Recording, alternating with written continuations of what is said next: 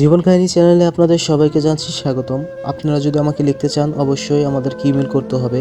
আমাদের ইমেল অ্যাড্রেসটি হলো জীবন কাহিনী 1010@gmail.com। তো শুরুতেই আমার স্টোরি দিয়ে শুরু করতে চাই, খুবই সংক্ষিপ্তে বলবো আমি। তো স্টোরিটি হলো একটা লাভ স্টোরি, আমার জীবনে প্রথম প্রেম।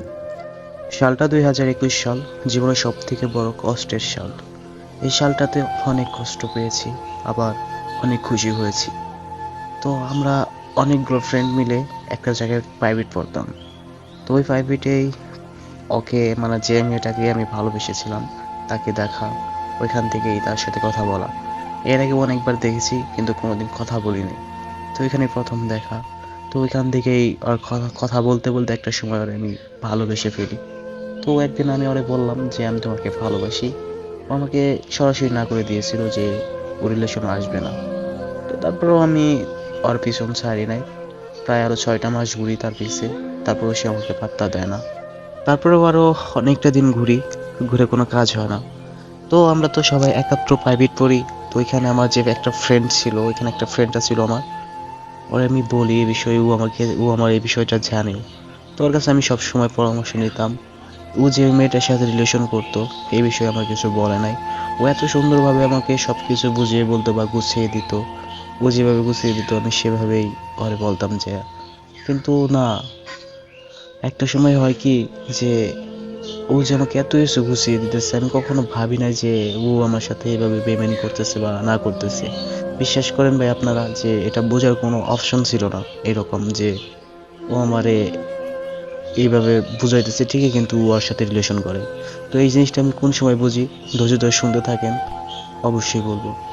তো তারপর দেখা যায় যে আরো অনেকটা দিন কাটা যায়, প্রায় আরো একটা মাস কাটে। 1 মাস 15-20 দিনের মতো কাটে। কাটার পর ওই মেয়েটা আমাকে একদিন নক দেয়, নক দিয়ে বলতেছিল যে আমি তোমার সাথে রিলেশন করতে পারবো না, আমি এসবের মধ্যে জড়াবো না। তারপরে আমি বলছি যে সমস্যা নাই, আমি তোমার পিছন ছাড়বো না, আমি ওয়েট করবো যতদিন লাগে লাগুক। তো ওই মেয়েটা কিন্তু আমার সাথে এভাবে কন্টিনিউ কথা বলে যায়, তারপর যে আমাকে শুধু বুঝাইতেই থাকে। তো আমি বুঝি না। তারপরে হয় কি একদিন যে ও আমাকে একটা জায়গায় ডাকে, মেয়েটা ডাকার তারিখটা হচ্ছে মানে এরকম ছিল যে 6-7 মাস আমার সাথে কথা বলতো এমনি। তারপর আমাকে ডাকছিল। ডাকার পর আমি ওইখানে যাই। মানে আমি যাওয়ার আগে একটা গোলাপ ফুল নিয়ে গেছিলাম। গোলাপ ফুলটা নিয়ে গেছি এই কারণের জন্য যে হয়তো আজকে আমাকে সে ভালোবাসা অ্যাকসেপ্ট করবে বা প্রপোজ করবে। তো এই জন্য নিয়ে যাই। তো ওইখানে নিয়ে যাওয়ার পরে দেখি ও দাঁড়ায় রয়েছে। তো ওইখানে গেছি, যাওয়ার পর ও আমাকে বলতেছিল যে আমি তোমার ওই ফ্রেন্ডের সাথে রিলেশন করি। তো এই বিষয়টা ও তোমারে বলতে পারে নাই, আমিও তোমার বলতে পারি নাই, বলি নাই এই জন্য যে তুমি কষ্ট পাবা।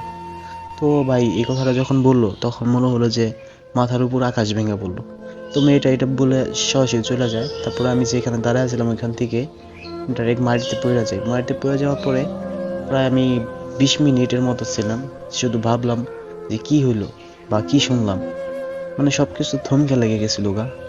তো আমি ওইখান থেকে চলে আসি। চলে আসার মানে পথে আমার যে ফ্রেন্ডটা ছিল ওই ফ্রেন্ডের সাথে দেখা হয়। তো আর আমি বলি যে এরকম এরকম বিষয় তুই আমার কোনোদিন কিছু বলস নাই। তারপর ও বললো যে ও তোরে সব বলে দিছে। আমি বলছি হ্যাঁ আজকে বলে দিছে সব, কিন্তু তুই বললে আমি সব থেকে বেশি খুশি হইতাম। ও বলতে যে সরি কিছু বলার নাই আমার, তুই কষ্ট পাইতি অনেক। তো আমি বললাম যে এখন কি আমি কষ্ট কম পাইছি? তখন যদি বলতি তাহলে আর বেশি কম কষ্ট পাইতাম, কিন্তু সব থেকে বেশি কষ্ট পাইছি ওই মেয়েটা এখন বলছে। তুই তো আমাকে সবসময় বুদ্ধি দিতি, কিন্তু তুই আমার সাথে বেইমানি করলি। তারপরে ওর সাথে কথা বলে বাড়িতে চলে আসি। চলে আসার পরে মেয়েটার সাথে তারপরেও কথা হয়। মেয়েটা অনেক ক্ষমা চাইতো, আমাকে বুঝাইতো। প্রায় 2টা বছর কথা হয়। কথা হওয়ার পরে ওই মেয়েটার সাথে আমার ফ্রেন্ডের ব্রেকআপ হয়ে যায়। ছেলে ফ্রেন্ড যে, ওর ব্রেকআপ হয়ে যায়। কিন্তু ভাই এখানে কি জানেন, যে আমার যে ফ্রেন্ডটা ছিল আমার সাথে যে বেমানিটা করছে, ওর সাথে আমি কখনো কথা বলা বন্ধ করে দেই নাই। ওর সাথে আমি প্রতিদিনই কথা বলতাম, ওর বিষয়ে খোঁজ নিতাম। তো তারপরে ব্রেকআপ যে হয়, ব্রেকআপ হওয়ার পরে ওই মেয়েটা আমার সাথে রিলেশন আসে পরে 2 বছর পর। রিলেশন করার মাঝে আমার সাথে যে কথা বলতো মেয়েটা, তারপর অন্য ছেলের সাথে কথা বলতো। আমি এটা বুঝতাম বা ধরছিলামও, একদিন প্রমাণও পাইছি সবকিছু। তো প্রথমে এটা গেল। তারপরে করছে কি জানেন ভাই, তার 15 দিন পর আরেকটা ছেলের সাথে প্রেম করছিল। তাও ওইটা আমি জানি। এত কিছু জানার পরেও ভাই, প্রমাণ থাকার পরেও পরে আমি পাঠাইছি। পাঠানোর পরেও বলতো যে তুমি আমাকে বিশ্বাস করো। আমি ভাই বোকার মতো বিশ্বাস করছি, সেজন্যই ভাই ঠকছি আর কি। তো বিশ্বাস করার পর ওর কথাই বিশ্বাস করতাম, হাজার হাজার প্রমাণটা ভুল মনে করতাম। নিজের দেখা চোখের দেখা জিনিসগুলোকে আমি ভুল মনে করতাম, ওর কথাই সত্য ভাবতাম। তো একদিন আমার হুট করে বলতেছে যে আমি তোমার সাথে রিলেশন করতে পারবো না। আমি বললাম কেন, কি সমস্যা, কি হয়েছে? ও কোনো প্রমাণই দিতে পারলো না বা কোনো ব্যাখ্যাই দিতে পারলো না যে এই জন্য বা এই বিষয়ে যেন আমি তোমার সাথে রিলেশন রাখতে পারবো না। তো ভাই এটা যেদিন বলে আর কি, ওই দিন তো আমি শেষ।